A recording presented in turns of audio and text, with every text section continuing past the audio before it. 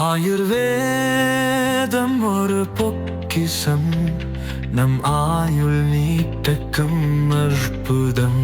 Doctor Srivarma's. கடந்த 3.5 ஆண்டுகளில் 467 ஆக்கிரமிப்பாளர்களிடம் பல ஆண்டுகளாக ஆக்கிரமிப்பில் இருந்த பழனி தேவஸ்தானத்துக்கு சொந்தமான 1316 கோடி ரூபாய் மதிப்பிலான சொத்துக்கள் மீட்கப்பட்டுள்ளன.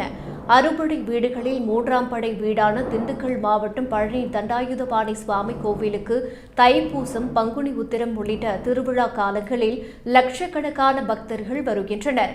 பழனி தேவஸ்தானத்துக்கு சொந்தமான நிலத்தையும் கட்டிடங்களையும் பல ஆண்டுகளாக பலர் ஆக்கிரமித்து இருந்த நிலையில் இந்த சொத்துக்களை மீட்கும் முயற்சியில் தேவஸ்தானம் தீவிரமாக ஈடுபட்டு வருகிறது.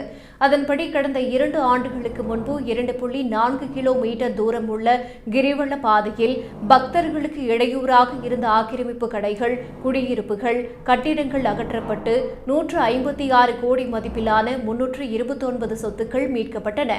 இதைத் தொடர்ந்து திண்டுக்கல், தேனி, கோவை, திருப்பூர், கரூர் ஆகிய மாவட்டங்களில் பல ஆண்டுகளாக ஆக்கிரமிப்பில் இருக்கும் சொத்துக்களை மீட்டு வருகின்றனர்.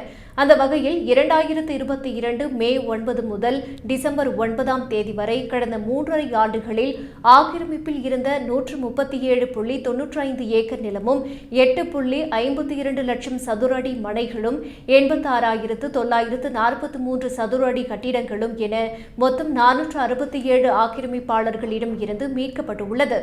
ஆக்கிரமிப்பாளர்களிடம் இருந்து மீட்கப்பட்ட சொத்துக்களின் மதிப்பு 1316 கோடி ரூபாய் என பழனி கோவில் இணை ஆணையர் மாரிமுத்து தெரிவித்துள்ளார்.